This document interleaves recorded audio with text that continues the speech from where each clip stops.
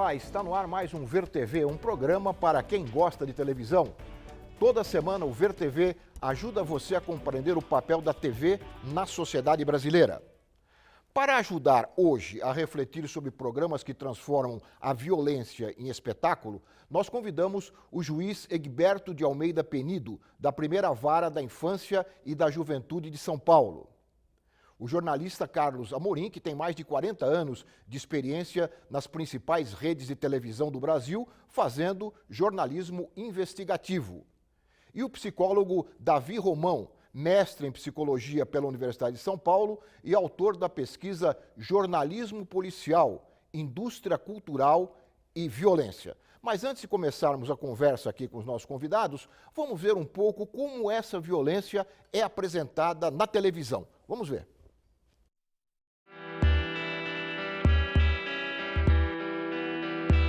Nas últimas décadas, a violência urbana aumentou.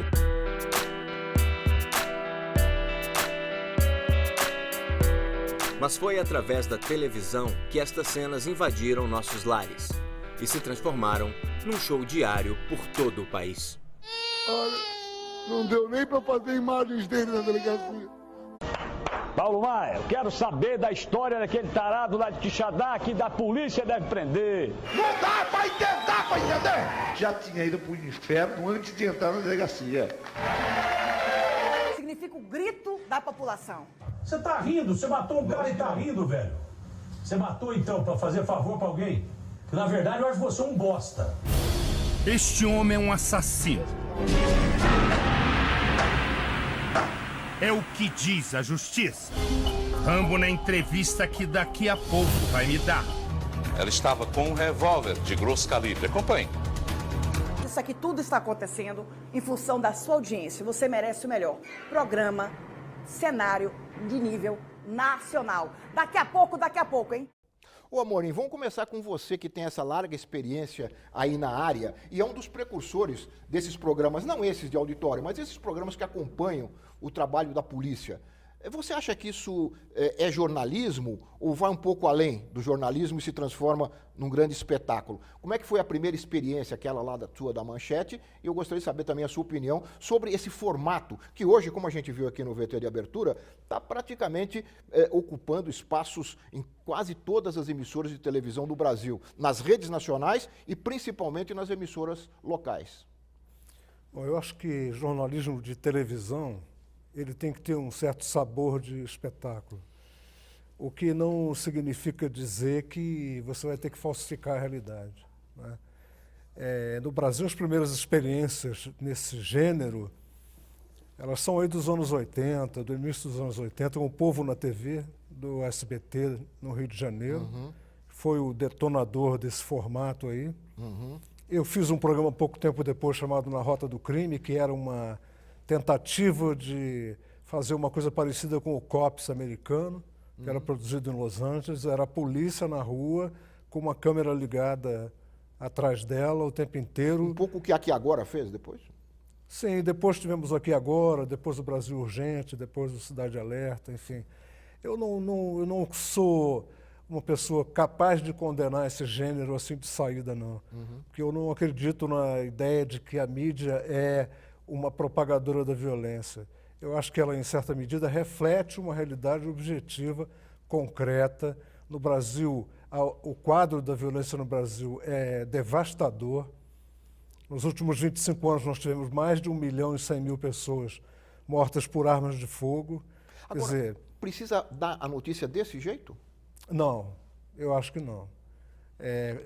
No primeiro Claro que a programa notícia desse tem que ser dada, gênero, lógico.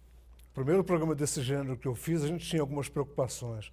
Primeiro, colocar um apresentador isento e distanciado do tema, para não cair nessa coisa de chamar o criminoso eventual de canalha, E de outras coisas mais, né? miserável, bandido, até porque eu não sei quem é o pior bandido. Se é o empresário que incendeia a Amazônia ou se é o menor que assalta no farol de trânsito. Então é preferível você ter uma posição distanciada para não cometer erros grosseiros e eticamente grosseiros. Agora, os primeiros programas tinham preocupações que esses aí não têm. Por exemplo, o apresentador falava, olha, essa pessoa que você viu sendo presa é só um suspeito. Ele tem direito a dar um telefonema, ele pode ficar em silêncio, ele não pode ser chamado de criminoso até ser condenado. Havia uma preocupação de dizer, apesar da ação eletrizante, existe o império da lei que tem que ser respeitado. Falando em império da lei, vou colocar o juiz Egberto aqui na conversa. Como é que esse tipo de programa se reflete no seu trabalho diário, que pode ser representativo do trabalho da justiça? Quer dizer, as pessoas fazem referência à televisão, os vários atores da cena judicial fazem referência à televisão? Dá para perceber isso? Dá para perceber de diversas formas. Eu queria focar, porque o que me causa impacto, teve uma situação de um processo onde um professor de educação física viu um aluno batendo um aluno maior, batendo um aluno menor constantemente, e aí chegou um belo dia que ele foi lá e falou, vou te ensinar a não bater mais em uma pessoa menor que você. E foi lá e bateu no aluno. A mensagem, quer dizer, o maior, então ele como professor maior, podia bater, responde batendo no menor. Me parece que é a mesma coisa desses programas, quer dizer, vou ensinar a não fazer violência fazendo uma violência. Né? E aí você tem uma banalização muito grande, de uma disseminação, dizendo melhor, de uma cultura de guerra, uma cultura belicosa, uma cultura de desrespeito com o ser humano. Quando a gente tem um princípio constitucional da dignidade da pessoa humana, que é irradiador para todas condutas, seja de qualquer pessoa, principalmente das autoridades, e vamos dizer que o jornalista também é uma autoridade, que tem uma inserção, uma capacidade, um poder de criar cultura muito grande. Então, como é que isso impacta o judiciário? Né? Quer dizer, primeiro você tem uma banalização muito grande de desrespeito de qualquer pessoa que em tese violou a lei, em tese. Então, a pessoa foi pega, já perdeu seus direitos. Né? Com relação aos adolescentes, quer dizer, esses programas dão a entender que não há nenhuma resposta, estou falando da minha experiência com adolescente, né, que eu sou juiz titular de uma vara da infância e juventude que lida diretamente com adolescentes em conflito com a lei, que em tese praticaram atos infracionais. Com relação aos adolescentes, esses programas dão a ideia de que não há qualquer tipo de responsabilização, que eles podem fazer o que quiser e chegar lá e serem soltos. Aí, muitas vezes, o adolescente chega e fala, eu não vou ser solto? Não, porque a maioria dos adolescentes que são apreendidos em flagrante e com atos infracionais graves, eles permanecem apreendidos por uma internação provisória e, eventualmente, podem até permanecer posteriormente. Então, tem essa disseminação que é uma cultura de impunidade. Ele acha que a televisão diz que ele vai ser solto, sim, é isso? Sim, em alguns. Né? E não é verdade. O que a gente está vendo, e o que eu dou mais de 200 sentenças por mês, quer dizer, com índice de internação altíssimo, né? E não é isso que ocorre de verdade. Há uma resposta e muitas vezes essa resposta significa uma contenção física, né? Com os cuidados do Estatuto da Criança e do Adolescente. Então, existe, primeiro, uma resposta efetiva ocorrendo. Segundo, você tem também uma banalização na forma do trato, seja pela autoridade policial, seja pelo cidadão, seja pela vítima, de que acha que também que pode reagir, que pode, e que isso faz parte de uma guerra, né? Quer dizer, então, você incentiva, no frigir dos ovos, você está, em vez de cuidando de uma diminuição da violência, você está incentivando essa violência. Eu acho que esse é o tiro da culatra. O Davi fez um trabalho de mestrado dele, exatamente sobre esse tipo de programa. E eu queria saber de você, quer dizer, como é que você... Eu li rapidamente uma reportagem sobre o teu trabalho, e você ressalta lá a falta de contextualização, um pouco o que o doutor Egberto está falando, essa banalização que não sem explicação, é um pouco por aí? Sim, acho que esse é um traço bem característico, bem problemático, né, que leva a uma série de consequências sociais importantes de serem pensadas. Né? Inclusive, eu concordo com o Carlos Amorim, quando ele diz que esses programas eles têm que ser pensados como um reflexo de certas tendências sociais, mas, ao mesmo tempo, eles têm que ser pensados como um produto, né, que tem que ser responsabilizado pelo que eles fazem. Então, por mais que eles estejam aí refletindo posições que são socialmente sustentáveis, eles estão usando uma concessão pública, né? Eles têm um serviço público a ser prestado. Nesse sentido, é importante que a informação, né, a informação dos homicídios, dos desastres, dos assaltos, tudo isso seja transmitido, mas seja transmitido de uma forma que construa uma possibilidade do telespectador de se posicionar em relação a esses problemas. Se posicionar politicamente, né, como cidadão. Então, o que de fato está acontecendo? Né? Quais são os dados? Quais são os números? Que políticas públicas estão acontecendo? O que as políticas públicas estão dando conta e o que não estão? Por quê? Nada disso aparece. Né? O que você tem é um programa que simplesmente reforça aí a imagem do crime, né? A coisa da violência em si, a cena do cara sendo esfaqueado, o tiro sendo dado, a pessoa ensanguentada. Isso não forma, né, uma posição crítica em relação ao problema. Isso só traz essa impressão, né, que por algum motivo tem esse apelo muito grande. Olha, nós ouvimos algumas pessoas na rua para saber por que elas assistem esse programa. Vamos ver. Eu assisto o da Atena de vez em quando, Cidade Alerta, mas muito assim, de vez em quando só. Não assisto. Porque é um grau de violência que eu sei que existe, mas eu prefiro não ver. Assisto Marcelo, para ver o que passa, né, que se passa em São Paulo. Assisto. A gente gosta de desgraça um pouco, né? Sei lá, acho que para ver o que está acontecendo, às vezes, sei lá, a gente se assusta, né, com as coisas que acontecem, que a gente ouve. Pior que a mídia só ganha dinheiro com a violência, né? Só para dar medo para a população, viu? A população hoje em dia tem medo de sair na rua, de ir ao supermercado, sabe? E é um medo natural, né? Por causa desse destaque, né? Das coisas ruins. O que me desagrada é o apresentador fazer aquele carnaval, falar o Brasil não vai para frente, o Brasil não faz aquilo, e só fazer um comentário que não traz nenhum benefício para São Paulo ou para o Brasil. Eu acho que na realidade eles apontam muito questões dos erros com relação à polícia, violência, mas não abordam uma situação para que dê uma saída correta para determinadas situações do nosso cotidiano, tanto em São Paulo como no Brasil, no mundo hoje. Acho que se eles tivessem a forma de apontar o erro e apontar as perspectivas saídas, seria bacana para nós. Quem deveria assistir não assiste, eu tenho certeza.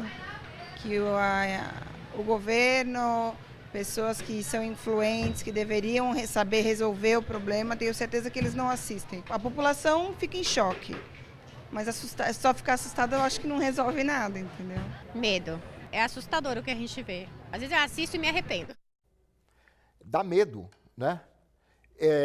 Teve um jogador de futebol, Lugano, jovem jogador de futebol, quando veio jogar aqui para São Paulo, era uruguaio, ele morava num apartamento nas Perdizes e a mulher dele revelou numa matéria publicada pelo Estadão que ela não saía à rua, porque ela não tinha relações ainda aqui em São Paulo, ficava vendo televisão o dia todo, temia descer na rua e sofrer uma violência, porque ela via essa violência na televisão. Quer dizer, esse medo, como é que você, como psicólogo, vê isso? Essa cultura do medo? Sim. Não é? Sim, acho que é bem por aí mesmo, a cultura do medo.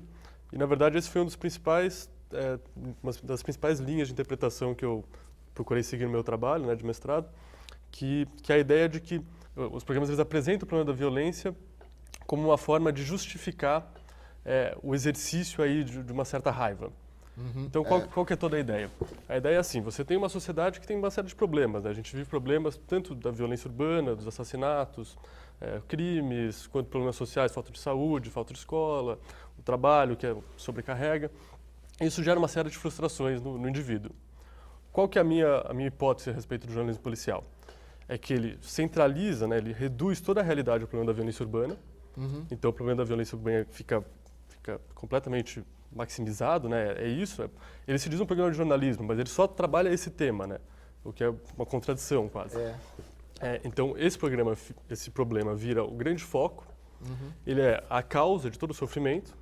E o que você faz, então? Você dirige toda a raiva que esse sofrimento gera para os atores, os protagonistas dessas ações de violência, né? Que são quem? São os marginais. São os menores infratores, são os criminosos, os assaltantes, os assassinos, né? Esses bandidos mais imediatos, que não são os de crime de colarinho branco, que nem o Amorim citou. Você fez pesquisa, a gente faz pesquisa, sabe, né?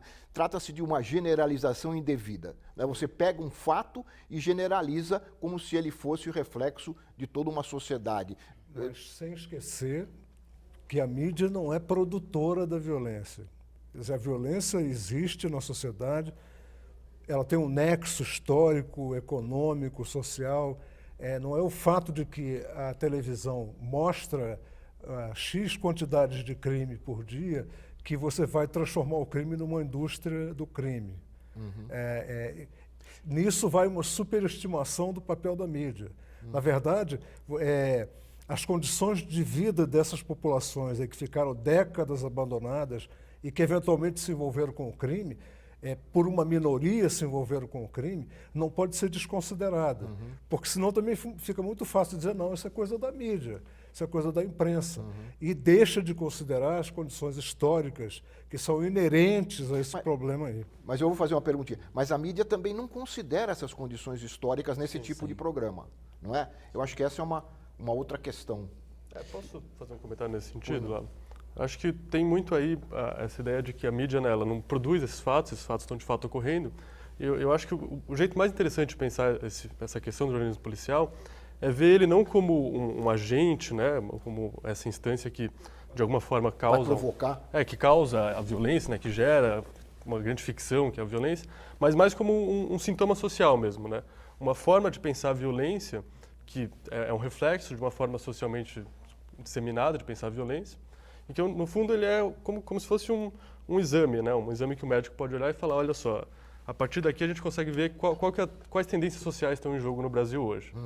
Então, não que o jornalismo policial crie isso, ele reflete isso, em alguma medida ele reforça isso, e por isso é problemático, né? Até nos momentos em que ele tem momentos de exagero, né? Julga precipitadamente, ofende, por aí vai. E, às vezes, dissemina alguns métodos. Por exemplo, eu vi uma coisa curiosa que surgiu sequestro relâmpago em Luanda, a capital de Angola, porque uma televisão brasileira que é transmitida em Angola mostrava com tal insistência a história do sequestro relâmpago que ele começou a ser praticado lá. E não há nenhum precedente disso em Angola. Não havia. Amorim, eu vou ter que fazer um rápido intervalo. Vou contar outra historinha de Angola logo depois que a gente voltar do intervalo. O Ver TV volta já.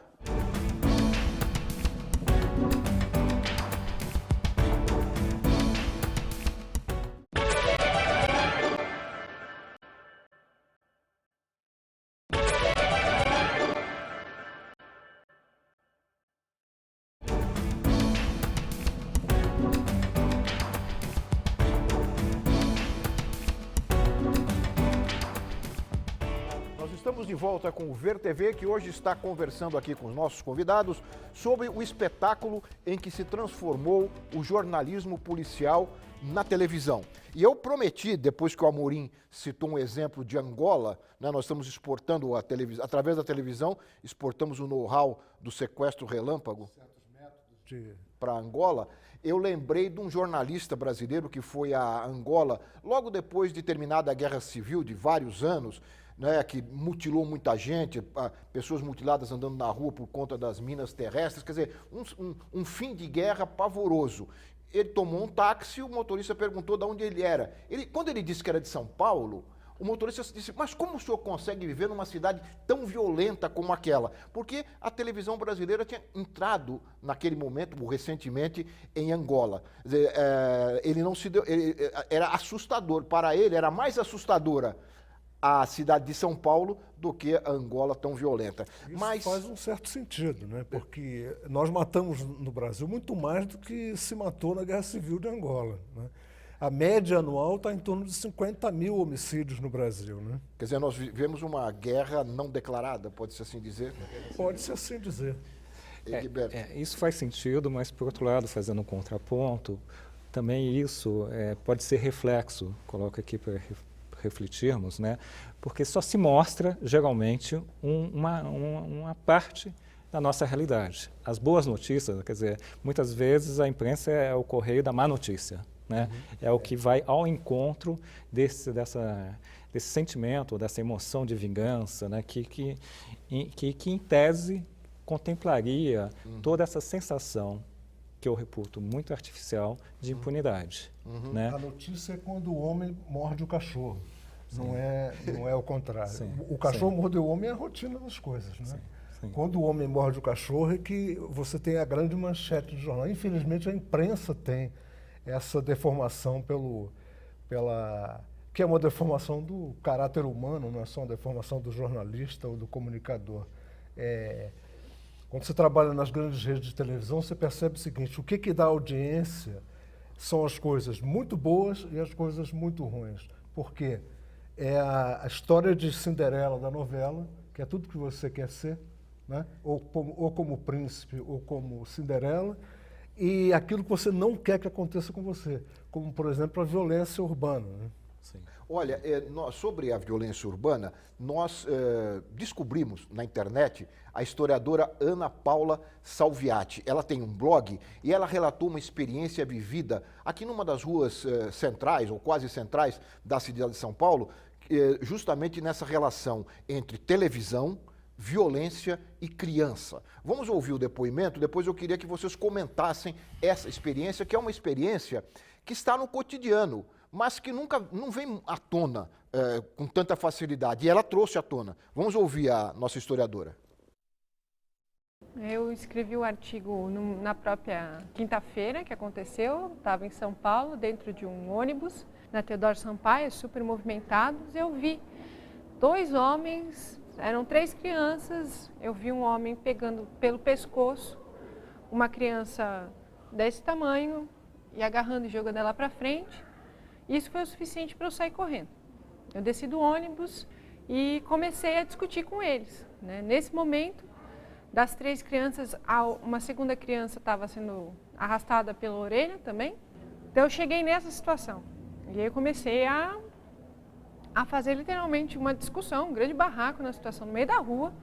E comecei a gritar que eles não poderiam fazer aquilo com as crianças, que eles não tinham aquele direito. Quando o agressor olhou para mim e me perguntou se eu não acompanhava a televisão, se eu não estava a par da realidade da televisão.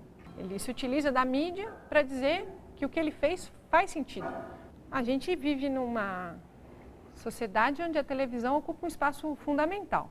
Ela dá o argumento de poder para as pessoas. Não, você não viu na TV, você não viu no jornal, você não viu o que acontece. Então, a televisão ela ocupa um lugar tão importante, então ela se utiliza de um discurso fácil, né, e dominante e abaliza qualquer situação de violência.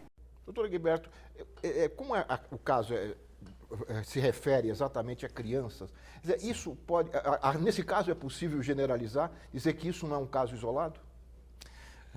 Não, lógico. Cada caso é um caso. Agora, o que eu tenho visto também, retornando até para a pergunta original que você tinha me feito, quer dizer, um outro impacto, né, dessa banalização de você responder à violência com violência, né, de alguém que comete um ato infracional, viola a lei, perde todos os seus direitos, é você, outra vez, espalhar a sensação de impunidade e ter nessa ideia, seja o agente público, seja o cidadão, resolve fazer a justiça com as próprias mãos. É o caso. Né? É o caso. Foi o caso. Né? Então, muitas vezes, chegam os adolescentes, você vê que eles estão agredidos. Né? E muitas vezes eu tenho que até oficiar para a corregedoria da polícia em função de que você realmente tem prova, indício suficiente de que houve ali um abuso. No caso do abuso dos policiais. Sim. Outros tantos não. Por isso que não dá para generalizar. Cada caso é um caso. Mas isso é fruto dessa sensação. Já que a polícia prende, a justiça solta, né? Tem um jargão nesse sentido, né? Vamos fazer a justiça com a própria mão. Seja o cidadão, seja a vítima, seja, enfim, alguns maus policiais, sem dúvida nenhuma. Você tem essa banalização, sim. Aliás, essa é uma questão interessante, até no intervalo o Davi lembrava aqui. Este jornalismo policial, que nós mostramos aqui alguns trechos, salvo engano, ele não mostra violência policial. Né? Ele mostra a violência, a barbárie, toda a barbárie, mas a policial que existe, né? Ele não mostra. Você reparou isso? Eu acho que esse é um elemento muito importante, assim, uma omissão muito importante para pensar esse problema do jornalismo policial, né? Porque ele indica exatamente essa cultura da violência que tá muito presente no Brasil de hoje, né? Então, por que a violência policial não é vista como um problema, né? O que está em jogo aí? Quando você vê, por exemplo, pesquisas de opinião que se faz... A Folha soltou um outro dia, em que uma porcentagem muito grande da população de São Paulo achava que tudo bem um policial participar de um grupo de extermínio fora do horário de expediente dele. Ou seja, é tudo bem matar bandido, né? E mesmo que seja um bandido aí meio difuso, não precisa ser exatamente aquele cara que foi cometeu um crime horrendo, né? Pode ser só o cara que rouba um celular, rouba um tênis, mas é bandido, tudo bem bater. O que é um absurdo, né? É inconstitucional, é criminoso, mas não é visto como um problema. O único problema é o crime cometido, né? Nunca o crime cometido contra um criminoso ou um suspeito, né? Um possível criminoso. Isso nunca aparece. E eu acho que nesse sentido é que tem essa omissão do problema da violência policial no Brasil, que é um problema muito sério, né?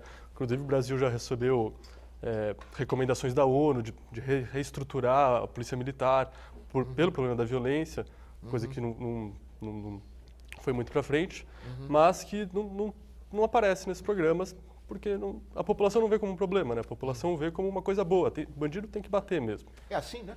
Isso me parece que é uma omissão, para usar a expressão dele, deliberada, né? Porque a maior parte desses programas policiais, eles não estão em rede nacional de televisão. A maioria deles está em emissoras locais.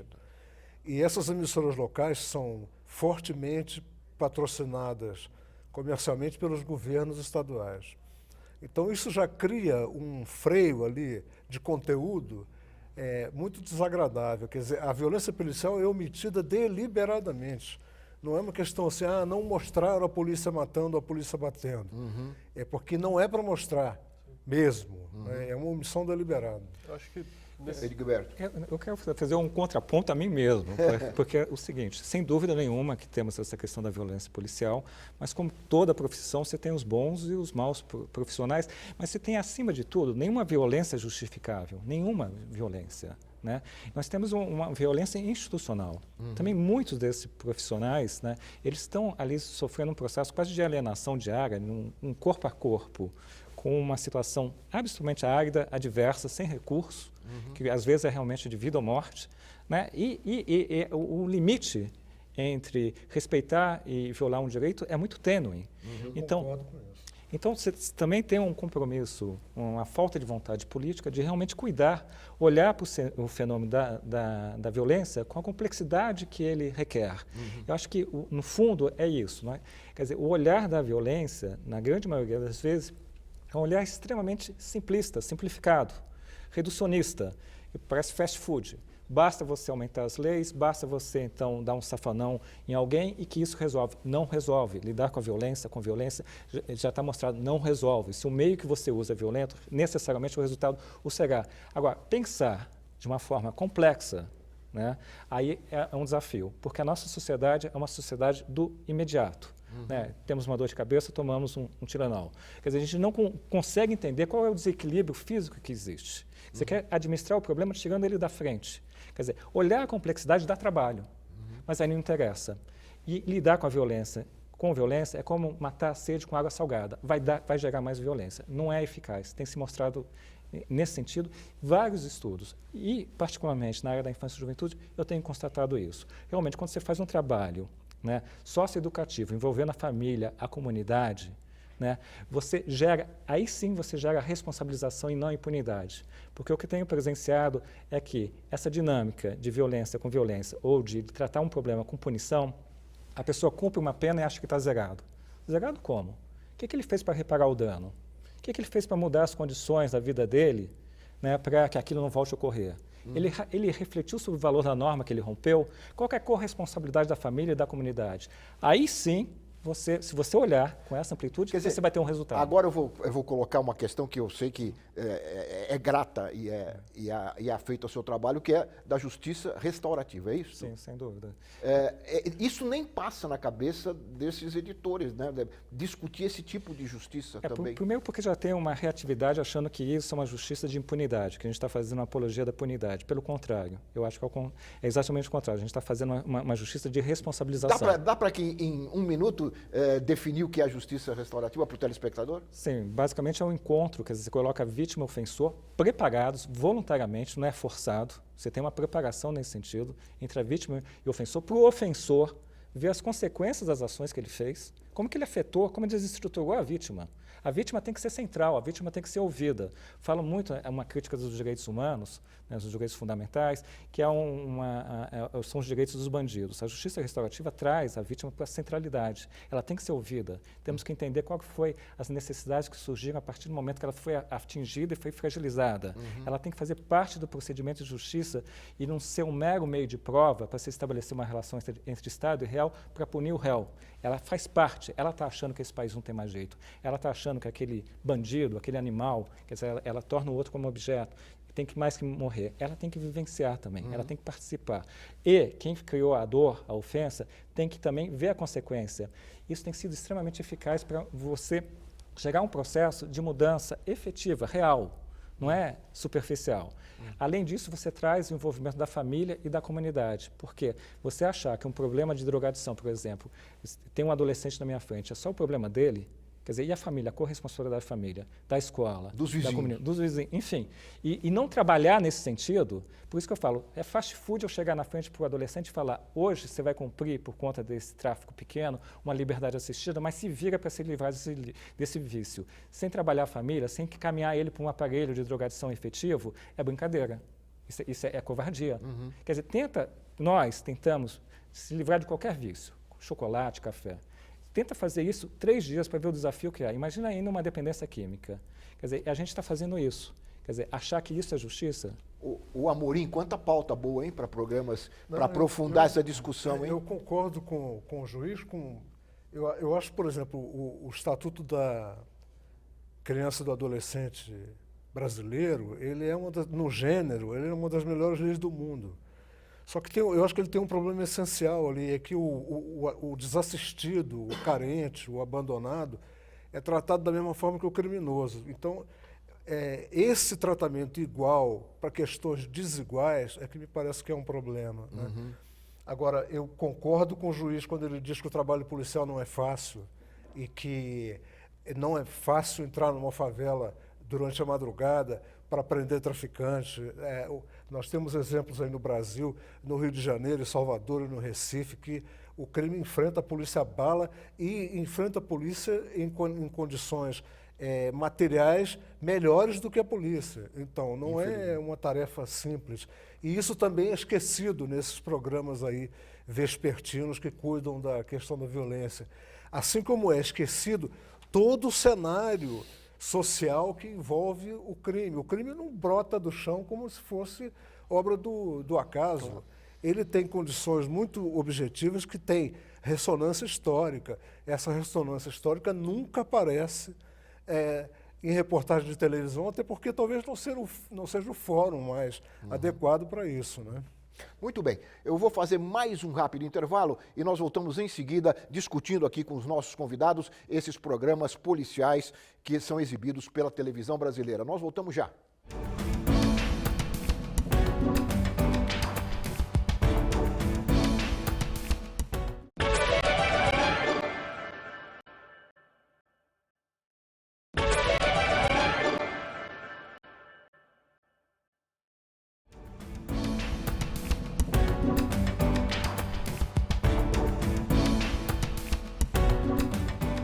Nós estamos de volta com o Ver TV, que conversa hoje aqui com os nossos convidados sobre o jornalismo policial na televisão. No intervalo, o Davi lembrava uma outra questão que a gente ainda não tocou na nossa conversa, que é essa relação deste programa com o cidadão, com a pessoa e principalmente com as crianças que estão em casa. Sim. Como é que você vê essa questão? Quer dizer, como é que você analisa o recebimento dessas mensagens por exemplo, no caso, crianças, pessoas em formação que acabam se acostumando, lamentavelmente, a ver cadáveres baleados, tiroteios, como se isso fosse uma coisa normal. Como é que você vê isso? Eu acho que essa é uma questão muito importante e até é uma questão que leva a gente a pensar a violência presente nesses programas, né, de um outro ângulo, que é qual violência esses programas exercem sobre o público, né? Como que esses programas não estão também violentando os seus telespectadores. Isso tanto as crianças, que são muito mais sensíveis, e por isso é bem preocupante, mas também os adultos, que todo mundo está o tempo todo se formando, né? E o que esses programas fazem? Eles trazem o aspecto da violência, mas super circunscrito, né, aquela coisa bem pontual, moralizado, né, como a gente já discutiu bastante aqui. É um problema que é social, super complexo, econômico, político, moral, mas aparece só a dimensão moral, né? As pessoas de má fé, né? Aqueles sujeitos ali, o criminoso, o bandido, o mau caráter, vagabundo, que vem violentar a gente. O que isso gera? Isso gera uma paranoia social, né? Isso gera você tá se colocando ali como uma pessoa de bem, trabalhadora, em oposição a você. Tem um grupo de pessoas más, né? Intrinsecamente más, elas são terríveis, elas são moralmente deterioradas e elas vêm te violentar. Você precisa se proteger delas a todo custo. E, obviamente, isso gera um medo constante, né? Esse estado de pânico. E, por outro lado, isso também reduz aí, né, toda a questão da violência a uma questão de vamos ver se a gente vai se encontrar ou não com uma pessoa de mau caráter. Quando, na verdade, é um problema que tem que ser pensado de uma dimensão política, né, uma dimensão social, econômica. Que mais dá para a gente fazer a respeito? Quando os programas eles não apresentam nenhuma possibilidade nesse sentido, eles também violentam o telespectador. Porque o telespectador, ele olha para o programa, vê um problema que é muito central na vida dele, né, o problema da violência, mas o programa só apresenta respostas muito infantis, né, que é ficar reclamando, pedindo leis mais fortes, o Estado mais presente, quando na verdade poderia ter um trabalho muito mais sofisticado que levasse a uma mudança. Olha, um dos núcleos que está refletindo muito sobre isso é o Observatório da Mídia e Direitos Humanos da Bahia. O Amorim, no bloco anterior, referiu-se aos programas regionais, né, esses programas que proliferam aí por várias cidades brasileiras, e na Bahia a coisa é tensa porque há 2 programas que disputam audiência. Um deles chama Bocão, Se Liga Bocão, que já há ações do Ministério Público e mais do que isso, há pesquisa já da universidade sobre os efeitos desses programas na sociedade. E nós fomos ouvir, a TVE da Bahia foi ouvir para nós o professor Givandro Ferreira, que é diretor da Faculdade de Comunicação da Universidade Federal da Bahia, falando desse problema localizado lá na Bahia. Vamos ouvi-lo.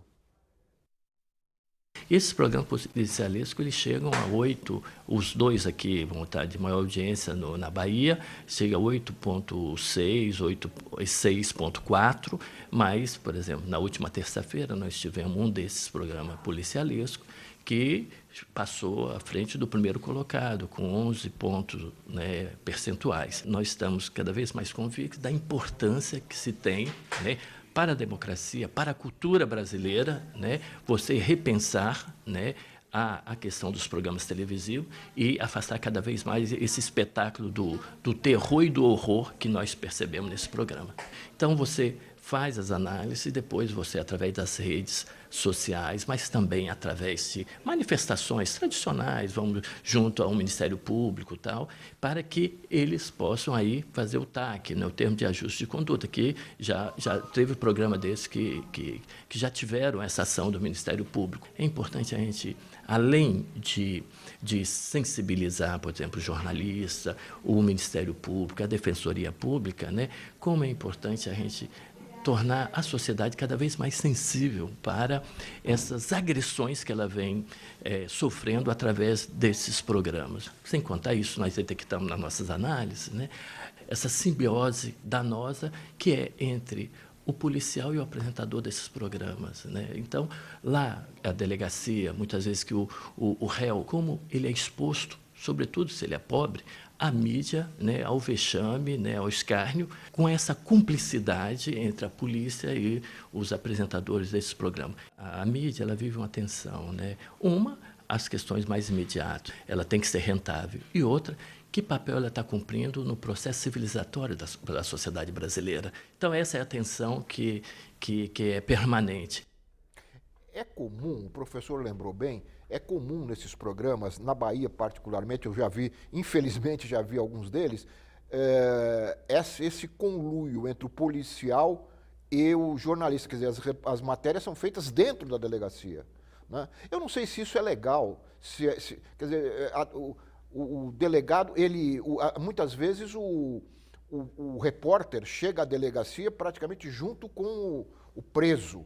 Ele é informado de que é um caso escabroso que merece um sensacionalismo e ele chega junto. É legal isso, Egberto? Acima de ser legal, muitas vezes não é legal, né? E também, caso a caso, teria que analisar como é que se deu a autorização. Mas me parece que não é nem um pouco ético. Quer dizer, é um desrespeito, mais uma vez, é um desrespeito à pessoa. Torna a pessoa um objeto. Você tem que dar uma resposta efetiva ao ato que a pessoa fez. Mas como é que você vai julgar a pessoa? Como é que você julga uma pessoa? Quer dizer, a pessoa continua sendo uma pessoa. Ou a gente vai abrir mão disso? Né? Que geralmente é o que se busca. Tornar a pessoa um animal. Tornar a pessoa um objeto. Que aí fica fácil você, então, barbarizar em cima dela. Se ela perde todos os seus direitos de cidadania. Inclusive, né, um direito de exposição, de humilhação, que só retroalimenta um circuito de violência. Né? Então, acima de tudo, tem uma discussão de fundo de ética. Quer dizer, isso aparentemente visa a contrapor a violência, mas, no meu entendimento, entendo que incentiva uma dinâmica de violência. O Amorim falou no bloco anterior sobre o patrocínio desses programas. Não é? Esse formato ele não é uma escolha do jornalista, é uma escolha da emissora. Né? Eu estava vendo esses apresentadores, esses jornalistas, eu acho que tem que... você não pode isentar o patrão desse tipo de responsabilidade também. Os programas de violência que você vê no interior do Brasil, e mesmo nas capitais brasileiras, são transmitidos localmente, são patrocinados pelos governos estaduais, que muitas vezes é o principal financiador da emissora. Então, eu também acho que tem que olhar isso com um certo cuidado, que é para você não responsabilizar a pessoa física do apresentador e esquecer que aquilo lá é um negócio, aquilo lá é um negócio dentro do formato capitalista de negócios, é baseado no lucro. Então, de certa forma, isso tem uma influência sobre o conteúdo. Agora, o Davi lembrava que, além disso, além de ser uma empresa comercial, é uma concessão pública, né? Concessão pública que tem compromissos, né, com o bem-estar público, com certos valores éticos, valores que estão na Constituição. Deveria ter nas leis, né, mas... Agora os governos, eles financiam porque esses programas, como disse o professor, batem índices altíssimos de audiência. E outra coisa, eles melhoram a imagem da polícia, na medida em que passa a impressão de que é uma polícia eficiente. É verdade. Todo dia você vê prendendo. Portanto, que o governo estaria atento à questão da segurança pública. E também, a gente não pode esquecer que a violência é uma realidade concreta no Brasil. Ela está entre as 3 principais preocupações do brasileiro, de norte a sul do país. Se você fizer uma pesquisa, você vai chegar em primeiro, segundo ou terceiro lugar, a violência aparece. Então, não dá para varrer isso para debaixo do tapete. Então, há um momento de mostrar também, um momento de discutir também. Acho que preservando princípios legais e éticos, como o companheiro aqui falou, mas lembrando que o jornalismo também tem uma câmera ligada na hora que as coisas acontecem. Né? Não, o problema não me parece que não é nem o fato de você mostrar ou não. Sim. O problema é a forma, né? Claro, se você... O problema é o formato. Isso que é a coisa grave. Agora, você que tem essa experiência, quantos formatos diferentes nós já tivemos, né, do jornalismo, desse tipo de jornalismo? Né? Vários. Há alguns mais cuidadosos, outros menos cuidadosos. Alguns mais bem-sucedidos ou menos bem-sucedidos do ponto de vista de audiência também. A TV comercial, ela é a contramão da TV pública, por exemplo. Lá é audiência versus resultados econômicos. E esse tipo de coisa é produtor de audiência. Como é que a televisão comercial coloca preço nos seus anúncios? Com base no share médio de audiência da emissora. Então, para você subir esse share, você tem que obter mais pessoas vendo o seu programa. Então, muitas vezes, vem uma apelação eticamente questionável, porém com um resultado concreto, que é a elevação dos níveis de audiência daquela emissora determinada. Eu volto a dizer que não é muito fácil acusar o profissional, esquecendo que existe todo um sistema econômico em torno disso. Né? Diga, Davi. Nesse sentido, eu acho muito interessante pensar que a gente não pode cair na tentação de fazer exatamente o que a gente está criticando que esses programas fazem, né? Que é apontar o dedo na cara de alguém e falar, o problema é ele, né? Esses apresentadores são responsáveis, são responsabilizáveis, assim como os repórteres, assim como a equipe de produção, assim como os donos das emissoras, assim como o público, né? Que dá sustentação econômica, os anunciantes, os governos, né? A polícia. Então é todo um sistema, não adianta individualizar o problema, né? O problema é mais complexo que isso e se a gente não encarar essa complexidade, a gente não vai conseguir lidar com ele nunca. Olha, esse tipo de programa, nós estamos chegando ao final do nosso programa, mas esse tipo de programa despertou até, motivou até um grupo de humor do Rio de Janeiro, que agora tem já projeção nacional, de fazer um sketch em relação a esses repórteres que vão lá na delegacia para buscar o sensacionalismo a qualquer preço. Vamos ver esse trechinho aqui no nosso final do nosso programa. Oi, Deilson, é Rocha? Tô aqui diretamente do município de Caruaru, onde a gente vai fazer uma matéria aqui no bairro do Salgado, onde o pau tá comendo aqui. É só esperar na porta da delegacia que a história mais louca acontece. Então é isso aí, vem comigo. É olho por olho e pinga em mim, papai. Vem comigo ali que tem um cabo que tá bom, vem. Acho que... Bebesse foi. Oi? Tá aqui porque bebesse, né? Não, roubaram minha mochila. Roubaram? E tu não visse? Não, tava dormindo no ônibus, quando acordei e tinham roubado minha mochila. Tava dormindo é porque bebesse, né? Eu não bebo, não. Não bebe não? Não bebe nunca? Nunca. Tem história triste de família com bebida. Daí não bebe? Não. Tia. Travesti, ó. Vem. Oxe! Qual é seu nome? É Sirlene. É Sirlene? Sim, mas qual é que é seu nome de dia? É Sirlene mesmo. Não, na repartição, no trabalho. Sirlene. Oxe, não, qual é que é seu nome de homem? Mas que eu não sou homem, não. A operar se foi.